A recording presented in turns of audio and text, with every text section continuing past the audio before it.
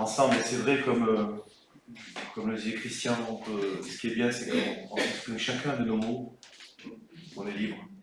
Et le Seigneur, je pense qu'il apprécie. Pas besoin de longs discours. Le Seigneur il regarde au cœur. C'est ce qui est important. Amen.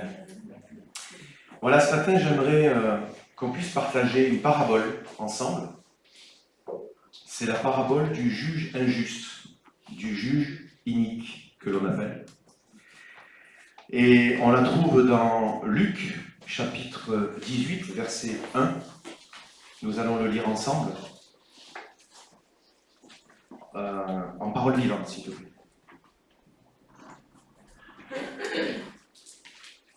Luc, chapitre 18, verset 1.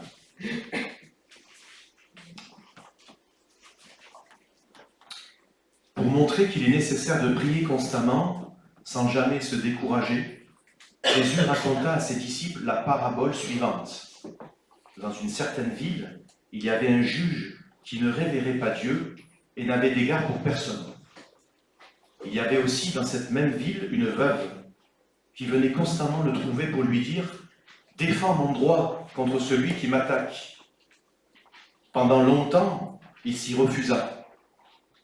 Mais à la longue, il finit par se dire « J'ai beau ne pas révérer Dieu et me moquer de ce que peuvent penser les hommes, cette veuve m'ennuie quand même. C'est pourquoi je vais défendre son droit pour qu'elle ne vienne pas sans cesse me casser les oreilles. Il y a des versions où c'est me casser la tête même. » Le Seigneur ajouta, notez bien comment ce mauvais juge a réagi.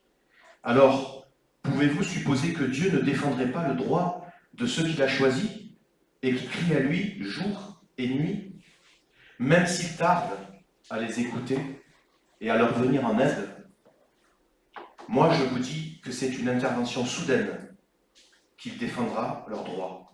Seulement, lorsque le Fils de l'homme reviendra, trouvera-t-il encore sur la terre des hommes qui ont confiance en lui, ou certaines versions, trouverai-je encore sur la terre la foi, tout simplement. Alors, il est vrai qu'habituellement sur cette parabole nous parle de la persévérance dans la prière, souvent. On va un peu en parler, mais ce qui est quand même assez particulier, c'est que notre Seigneur Jésus finit par dire seulement « Lorsque le Fils de l'homme reviendra, trouvera-t-il encore la foi sur la terre ?» Et je me suis dit, tiens, pourquoi il y a cette phrase à la fin? Il y a une autre signification dans cette parabole. Effectivement, il faut persévérer dans la prière, dans la confiance en Dieu, ne pas se décourager lorsque Dieu ne répond pas, ne pas se lasser pour que justice nous soit faite. Oui, cette parabole nous parle de ça. Et effectivement, il faut mettre notre foi en action. Peut-être même que lorsque tu as reçu une promesse de Dieu, de sa part, eh bien il faut insister. Il est dit frappez, et il y a des versions qui disent frappez, insistez, et on vous ouvrira. Il faut insister, assaillir son trône, j'allais dire, jour après jour, de façon incessante, jusqu'à ce que la promesse se réalise.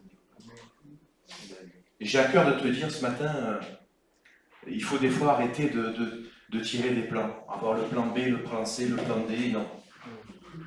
Dieu a un plan. Dieu a son plan. Et des fois, on se fait des nœuds au cerveau, excusez-moi de l'expression, hein, on dit mais comment ça va se passer, comment ça va finir, pourquoi ceci, pourquoi cela, et jour et nuit, on est bouleversé, mais j'aimerais te dire que Dieu a un plan. Laisse tomber les plans B, les plans C, Dieu son plan. Amen. Et c'est une démarche de foi qui honore notre Dieu, et que le Fils de l'homme, je pense, cherchera dans notre cœur quand il viendra nous chercher. C'est ce que cela veut dire. Et c'est vrai qu'avec Julie, on a vécu un peu cette expérience récemment, avec notre fils Jonathan, notre dernier. Vous savez, comme tout le monde, on prie tous les jours pour nos enfants. Tous les jours. Et en discutant avec Julie, je me disais, mais j'ai l'impression, excusez-moi du terme, mais de gonfler le Seigneur des fois. Je me dis, Seigneur, mais tous les jours, je te prie pour nos enfants, tous les jours. Même quand on est à table, qu'on prie, on prie pour nos enfants. Et un jour, je me suis dit, mais c'est pas possible, Seigneur, je vais peut-être arrêter parce que peut-être que c'est trop. Et puis on a eu quelques déboires avec notre fils, hein, parce qu'il était étudiant, c'était compliqué, il s'est éloigné de Dieu. Et puis quand il est revenu, voilà, il s'est rapproché de Dieu. Et aujourd'hui, comme beaucoup le savent, il fait une école biblique en Argentine et on a vraiment reçu que c'était la réponse à nos prières. Et je sentais que le Saint-Esprit me disait, tu vois, t'as pas prié en vain. Oui, ça fait des années qu'on prie avec Julie. Oui, ça fait des années qu'on les porte tous les jours, à chaque instant. Et c'est une réponse à la prière. Et voilà, c'est vrai que c'est une expérience. Et on l'a vraiment reçu. Moi, je l'ai reçu là, dans le cœur de la part du Saint-Esprit. C'est pour ça qu'il ne faut rien lâcher. Il faut rester connecté sans cesse. Et je pense que c'est pour cela que l'apôtre Paul nous dit priez sans cesse. Priez sans cesse. Et ça nous rappelle ces quelques versets, pareil dans 1 Thessaloniciens chapitre 5, verset 16, toujours dans Parole vivante. J'aime bien cette version, Parole vivante. Conservez en tout temps votre joie, que votre vie de prière ne se relâche pas. Dites merci à Dieu pour tout et en toutes circonstances. C'est compliqué ça, hein? Restez reconnaissant, quoi qu'il arrive. Voilà ce que Dieu attend de vous, puisque vous appartenez à Jésus-Christ. Amen. Et c'est vrai que quelle que soit la tâche que nous avons à faire, lorsque je me lève, lorsque je travaille, lorsque je suis en famille, lorsque je me repose, lorsque je dors, eh bien je veux que mes pensées soient vers lui, en toute chose. Et je disais, j'en parlais je ne sais plus à qui, mais des fois, pour ma part, le matin on est un peu à la bourre pour aller au travail. On peut avoir pas le temps de lire sa Bible, de prendre un peu de temps, et je me mets la Bible dans la voiture, voilà, en boucle, le temps de la route, et ça me fait du bien. Ça permet d'avoir la parole de Dieu sans cesse dans la voiture. Même s'il y en a qui coupent, qui nous font une queue de poisson, Seigneur bénis-le. Pas toujours. Et effectivement, il faut que Dieu soit au centre de nos vies, ce qui permet de rester connecté sans cesse, tout simplement, avec le Seigneur. Et c'est ce que cette parabole nous dit. Mais cette parabole a une portée plutôt différente. Elle a une portée eschatologique, c'est-à-dire qu'elle touche la venue du Seigneur, cette parabole. Comme beaucoup de paraboles, celle-ci est en relation avec la venue du royaume de Dieu. Il y a beaucoup de paraboles qui commencent comme ceci: le royaume des cieux est semblable à. Vous voyez ? Et cette parabole-là, elle représente aussi notre temps actuel. Ce temps intermédiaire, ce temps d'attente entre la première venue de Jésus et la deuxième venue de Jésus. C'est ce temps que nous vivons actuellement et j'aimerais le développer avec vous ce matin. Je pense que c'est vraiment l'épreuve de l'attente. C'est notre épreuve dans ce temps-là. C'est compliqué, c'est un temps, j'allais dire, c'est un temps de maturation, on va le voir. Et en fait, il y a à peu près deux grosses catégories de paraboles. Il y a la première catégorie, les paraboles des semailles, c'est-à-dire de la semence. Comme la parabole de la semence, du bon grain et de l'ivraie. Et ces paraboles-là correspondent à la première venue de Jésus. La semence, semer. Le Seigneur Jésus est venu sur terre pour semer la bonne parole, la bonne nouvelle du royaume des cieux. Ce temps de semence est un temps difficile parce que nous ne sommes pas sûrs du résultat. On sème et on travaille, mais on ne sait pas où ça va nous mener. On travaille parfois dur, il faut labourer, il faut piocher, il faut biner, il faut semer. On n'est pas sûr du résultat. Et ça me fait penser à ce psaume 126 que j'aimerais lire avec vous, chapitre 5, dans la version seconde, s'il te plaît. Ceux qui sèment avec larmes moissonneront avec chant d'allégresse. Celui qui marche en pleurant, quand il porte la semence, revient avec allégresse quand il porte ses germes. Et on peut comparer voilà, ce temps des semailles avec la première venue du Seigneur lorsqu'il est venu semer la bonne nouvelle, la bonne parole et le royaume de Dieu. Ensuite, il y a une deuxième catégorie, c'est la catégorie de la moisson. Et là, on retrouve le fruit de notre travail. Ce qu'on a semé, et effectivement, il y a la récolte abondante, ou pas parfois, suivant le temps, suivant les saisons. C'est la deuxième venue de Jésus, c'est aussi un temps de séparation où il va trier. Hein, la parole dit qu'il y aura à droite les brebis et à gauche les boucs. Hein. Et c'est souvent des paraboles comme les 10 vierges, parabole du mariage, le grand festin, où là, ça nous parle de la seconde venue de Jésus, du jugement dernier.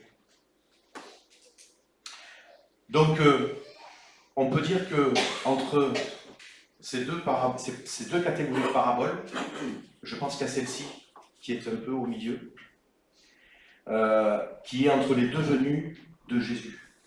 Alors c'est un temps qui est un peu long parfois, c'est un temps de la maturité, où la graine, on ne voit pas le travail qui se fait, on ne voit pas, on a semé, la graine, peut-être elle est en train de prendre, de grandir, elle est en pleine maturité, c'est un temps aussi d'attente, n'est-ce pas? C'est un temps où on dit Seigneur, et on a l'impression que ce temps-là, eh bien, il n'y a rien qui se passe.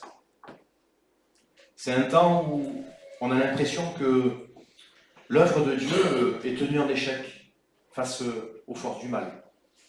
On peut avoir cette impression-là. C'est un temps où on pense que rien ne se passe, où l'œuvre de Dieu, elle est stérile, parfois. En tout cas, c'est ce qu'on peut ressentir. Et cette parabole-là, du juge inique, nous parle de ce temps de maturation, ce temps d'attente.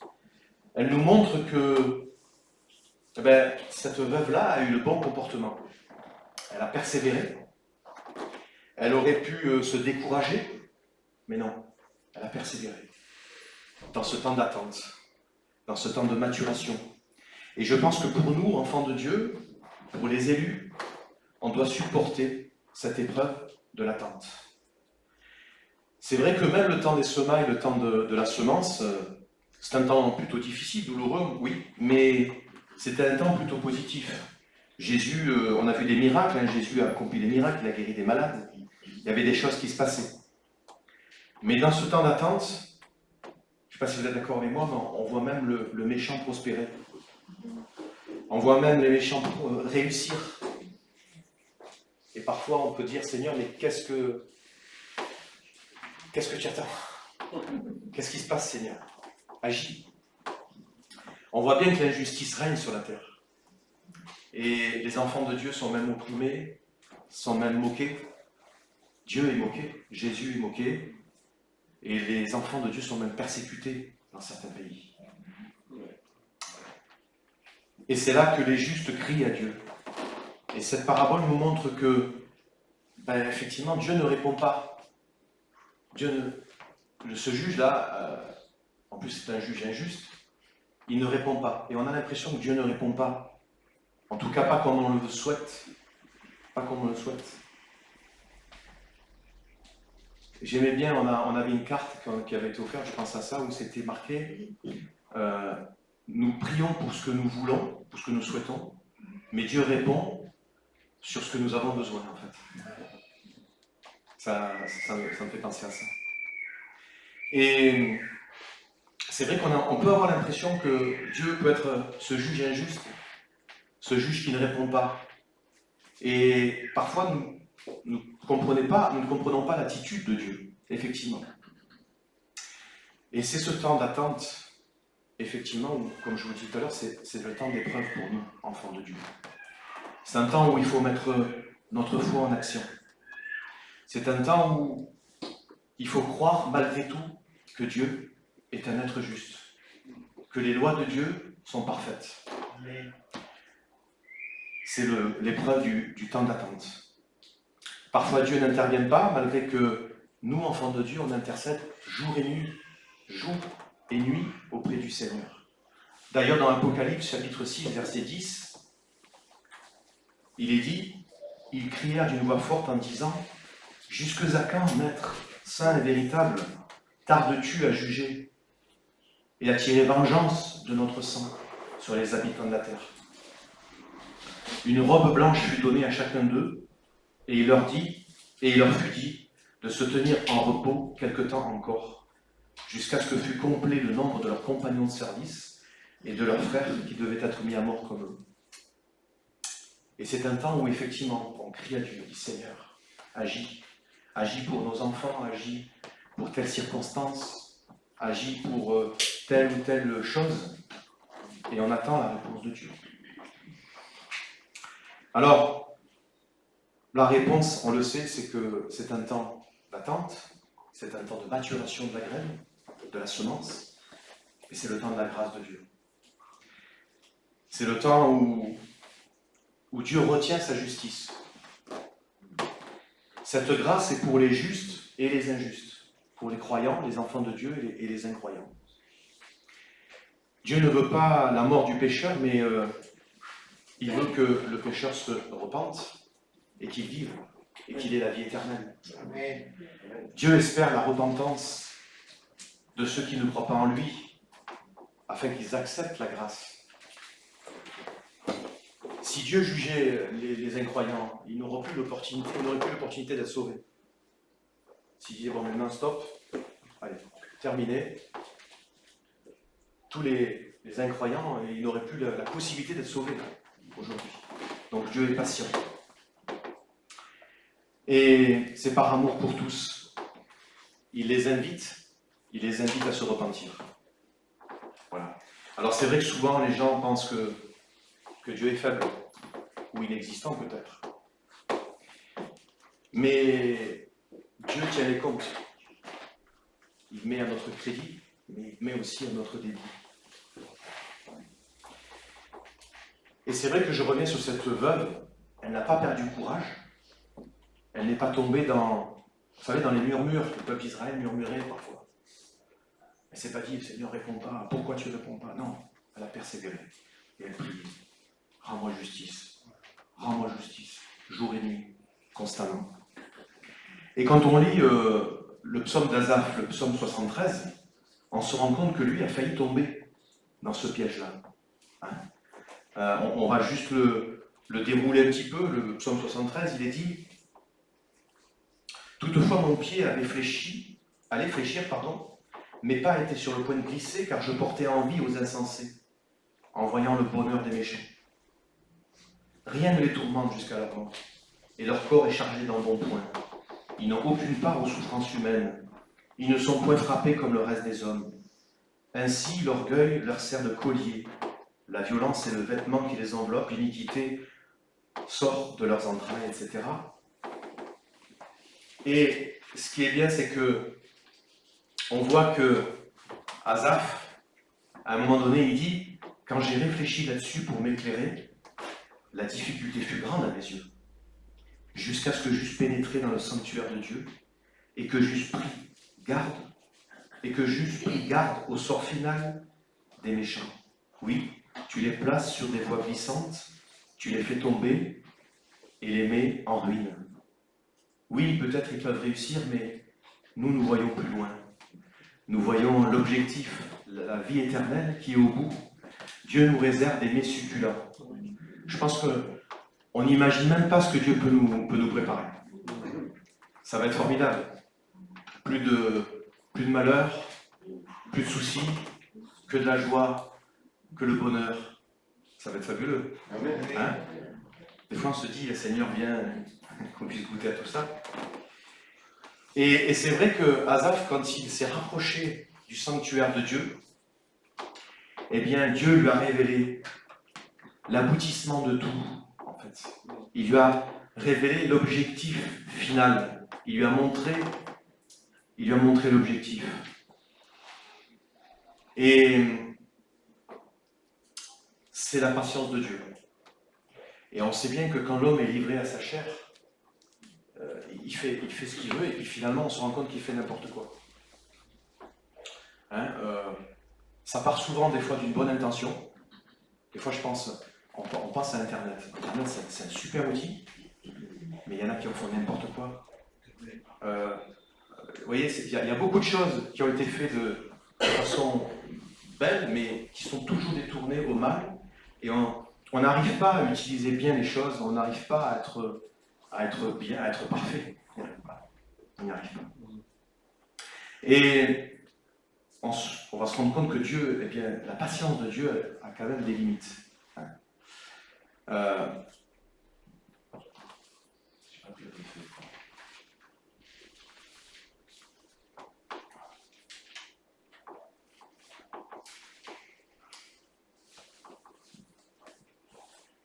Donc, celui qui n'aura pas cru et mis sa confiance en Dieu, eh bien, finalement, au jour du jugement, il sera mis de côté à la moisson. À la moisson. C'est vrai que Jésus, à travers cette parabole, nous dit aussi que à combien plus forte raison si ce juge injuste répond, alors Dieu qui est juste répondra à ses enfants. Il répondra à nos prières, à nos supplications. Et c'est pour cela qu'il ne faut pas tomber dans la tentation, abandonner la foi, et de se dire comme Asaph, je vais vivre comme les incroyants finalement. Non. Gardons le cap, frères et sœurs. Soyons patients. Prions. Lisons la parole de Dieu. Venons dans le lieu secret où on peut rencontrer le Seigneur, où il va nous révéler des secrets. Dans Jérémie, il est dit qu'il va nous révéler des secrets. Et c'est vrai que cette veuve ne s'est pas laissée entraîner dans ce piège. Elle a continué à intercéder. Elle a même cassé la tête à ce juge. Dieu entendra les prières de ses enfants, qui crient nuit et jour, et il s'apprête à les exaucer. Vous savez que Dieu connaît ce qui est le mieux pour nous. Et il nous dit que c'est dans le calme et la confiance que sera notre force. Et au temps voulu, Dieu interviendra. Alors, je me suis posé la question, mais Seigneur, c'est quand ce temps voulu? C'est quand? Je pense que Pierre dira la patience de Dieu est votre salut. Mais elle a des limites. Je pense qu'il y en a plusieurs de limites. Dieu fixera des limites à un moment donné. La première limite, ça sera, à mon avis, l'endurcissement du cœur des incroyants. Si on prend au temps de Noé, Dieu a envoyé le déluge. Je pense que quand il a compris qu'on était arrivé au bout du bout, qu'il n'y aurait plus de personnes qui se repentiraient. On peut le voir pour Sodome aussi. Sodome, c'est abominable. Il voulait même violer les anges qui étaient venus dans la ville. Et je pense que Dieu, quand il a compris qu'on avait atteint le point de non-retour, la patience de Dieu, après, s'arrête à un moment donné. Il ne voulait plus se repentir.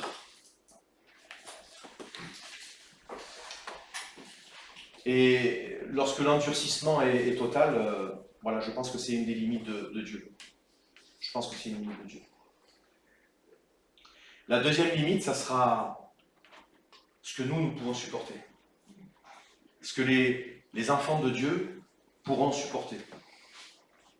Dieu interviendra pour délivrer les justes. Et en fait, la délivrance des enfants de Dieu, ça sera le jugement dernier, le jugement des méchants, le jugement des incroyants. Ceux qui ont rejeté Dieu, ceux qui se sont moqués de Dieu, ceux qui ont renié la parole de Dieu. La parole de Dieu nous dit que Dieu ne nous tentera pas ou ne nous éprouvera pas au-delà de nos forces. Et à la fin, d'ailleurs, il est dit à nous qui sommes dans la fin des temps. Donc ça parle vraiment du jugement dernier.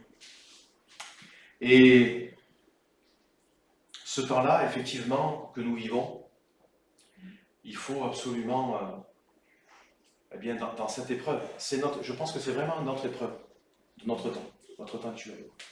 Entre la première venue et la deuxième venue, c'est là où il faut garder courage. C'est là où il faut vraiment trouver ces moments, toujours ces moments où on peut s'approcher de Dieu, où on peut lui confier tout. Vous ne connaissez pas ce livre qui dit nous sommes les gens les plus heureux de la terre. Effectivement, nous sommes les gens les plus heureux de la terre.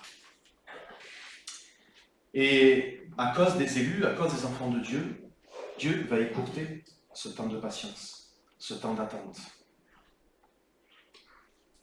Cette veuve a eu une attitude juste. À nous aussi d'avoir cette attitude juste, de foi, de persévérance, de prière, dans ce temps d'attente. Vous savez, quand on parle de l'Apocalypse, dans le monde, pour eux, c'est l'effondrement de tout, c'est la fin, c'est terminé, c'est le bouleversement de tout. Pour nous, ça sera la délivrance. Pour nous, ça sera la vie éternelle. On a une autre vision de tout ça quand on a donné sa vie à Dieu. Et c'est ça qui est formidable. C'est ce qui est formidable. Alors, frères et sœurs, je ne vais pas être plus long. J'aimerais lire avec vous Matthieu chapitre 25, verset 31.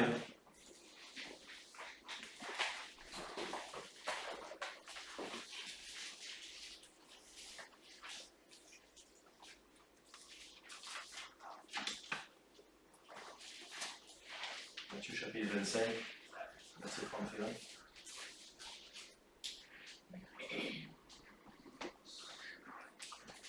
Lorsque le Fils de l'homme viendra dans sa gloire avec tous les anges, il s'assiera sur le trône de sa gloire. Toutes les nations seront assemblées devant lui.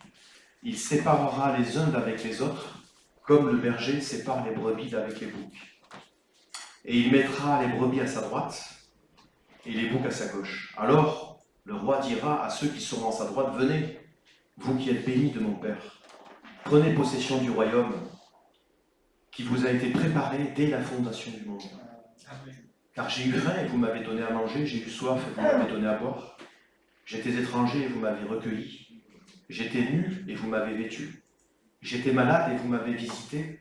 J'étais en prison et vous êtes venus vers moi. » Les justes lui répondront, « Seigneur, quand avons-nous vu avoir faim? Et t'avons-nous donné à manger? Ou avoir soif? Et t'avons-nous donné à boire?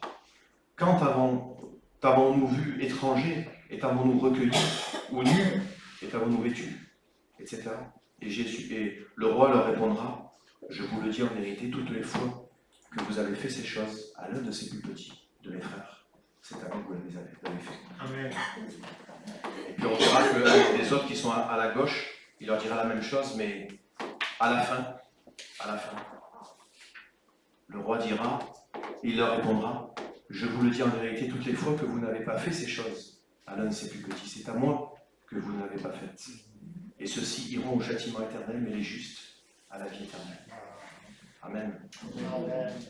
Et j'aimerais finir, frères et sœurs, avec le livre de l'Apocalypse, chapitre 22, verset 17.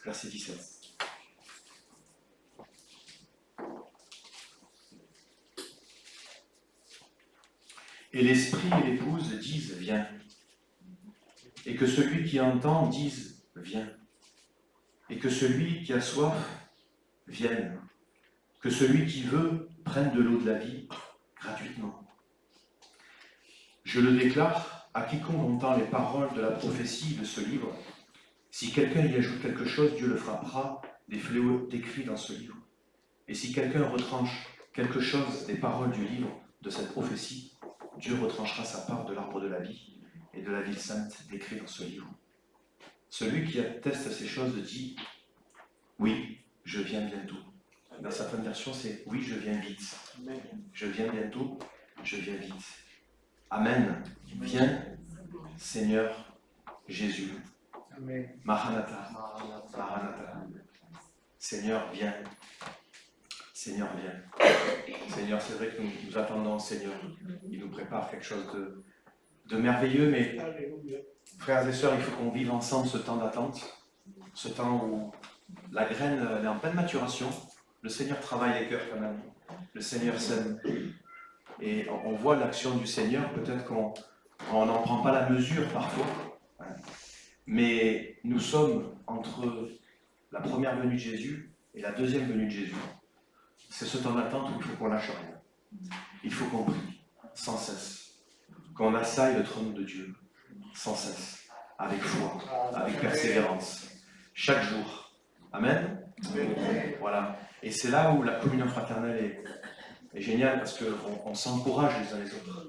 Quand il y en a un qui est fatigué, eh bien, on est là, on peut le secourir. Enfin, Dieu le secourt à travers des frères et sœurs, par des paroles encourageantes. Et nous sommes bénis d'avoir une église et des frères et sœurs autour de nous. Amen. Voilà, on va prier. On va remercier le Seigneur. Notre Dieu, nous sommes tellement joyeux. Seigneur, tu apaises nos cœurs. Ta parole nous donne le repos. Seigneur, c'est vrai que nous sommes dans ce temps d'attente, Seigneur, ce temps où nous devons persévérer, rester près de toi. Aide-nous, Seigneur, à rester fidèles comme toi tu l'es, Seigneur. Aide-nous, Seigneur, à mettre notre vie entre tes mains, à mettre notre confiance en toi, Seigneur, malgré tout, malgré les circonstances qui ne sont pas favorables parfois, malgré les difficultés, malgré les doutes. Seigneur, aide-nous, aide ton peuple, Seigneur, chaque jour à marcher dans tes pas. Seigneur, merci pour ton Église, merci pour le message de l'Évangile, merci pour la prédication de la bonne nouvelle. Seigneur, elle a changé nos vies, elle nous a donné une autre perspective, une autre vision, Seigneur, une espérance fabuleuse. Je te prie de bénir mes frères et sœurs ici présents, de bénir les amis ici présents. Seigneur, que tu puisses être dans leur cœur, de leur mettre la joie, la paix, comme tu sais bien le faire, Seigneur. Amen. Sois loué, sois béni, Jésus. Amen. Voilà.